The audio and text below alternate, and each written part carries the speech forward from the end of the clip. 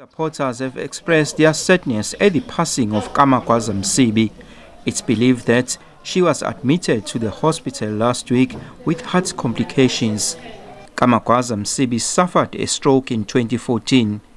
Earlier that year, she had joined Parliament as the Deputy Minister of Science and Technology. She finished her 5-year term despite her ongoing health challenges. Her party also suffered diminished support after missing the 2016 local government elections. It had failed to pay its election deposits. The NFP says it's devastated by her untimely passing. She was admitted in a hospital in Durban last week due to heart failure, and she succumbed to cardiac arrest in the early hours of this morning.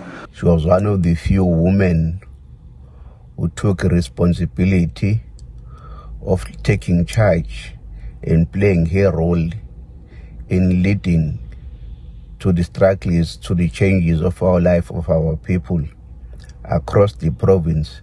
We are still shocked and saddened by the news of the passing Mama Zanele Magwaza-Msibi, a woman who was brave, a woman who was able to fight for what she believed in, a woman who was able to start a political party in a male-dominated environment.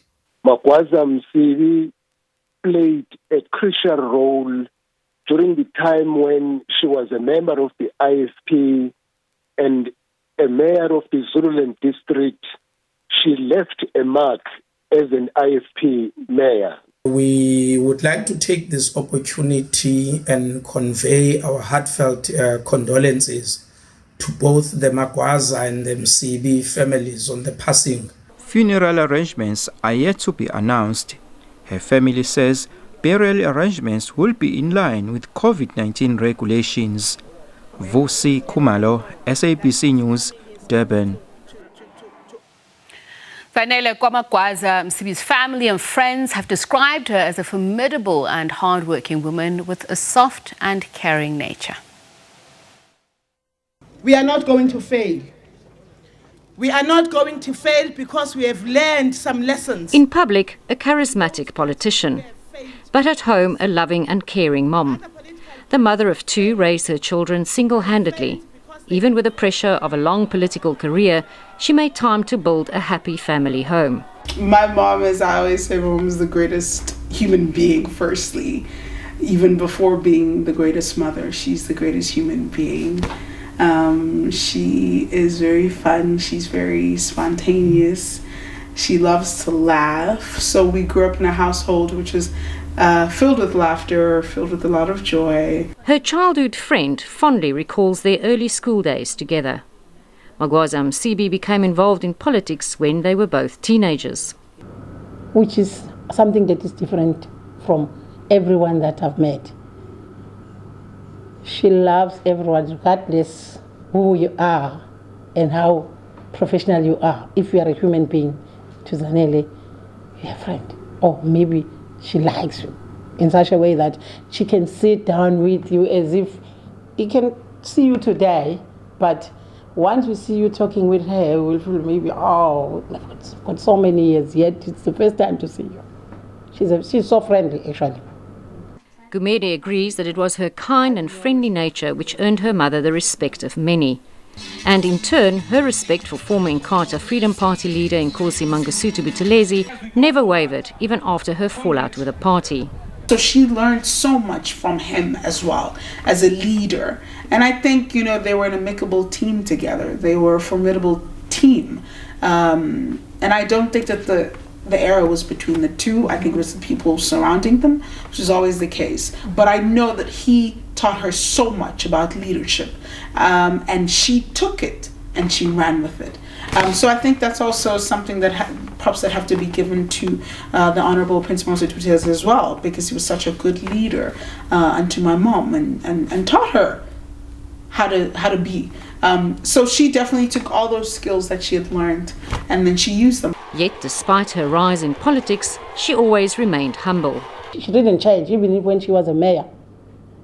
It was difficult for me when we sit like that, because we visit each other most of the time. We phone each other maybe 10 times a day. Then I failed to say, Mayor. I said, Zanele. I said, sorry, but by the way, you are a mayor. She said, no, don't call me a mayor. When I'm with you, you are my friend. A former office bearer in her party met her as a student and says she was a hard-working, intelligent scholar who was passionate about politics and those she served. A visionary and a starter and a pioneer of many other things. And because it was very rare for one to see women getting closer to politics. It was a terrain for men by that time. But here there was a woman who was very bold, who was occupying that space that was being occupied by men. And when we founded the party, I've already alluded to the fact that it was not easy. But then she pushed on because time was opportune for us to start a party. Kubisa praised her as a good Democrat and administrator who helped maintain unity in her party. Known as a workaholic, she crisscrossed the country and held 18 meetings a day before the national general elections in 2014. This paid off as the NFP gained 6 seats in the National Assembly against the expectation of analysts. And forever the Democrat, when she was approached to serve in the cabinet as Deputy Minister of Science and Technology, she first consulted with her party. They knew her, she was a hard worker, she loved the people of South Africa, she loved service delivery, she's always with the people, she's that kind of an individual and who cares for the people and who would not sleep until people were serviced. And she was a leader without any corruption, fraud, no corruption. She had been a mayor for more than 15 years without any corruption. Kubisa said she later ensured that the working agreement between the NFP and the ANC was honoured, even though she was met with opposition from within her party. But after she suffered a stroke in 2014, the party she started also suffered. And that's how my mom is, because that's what she taught us.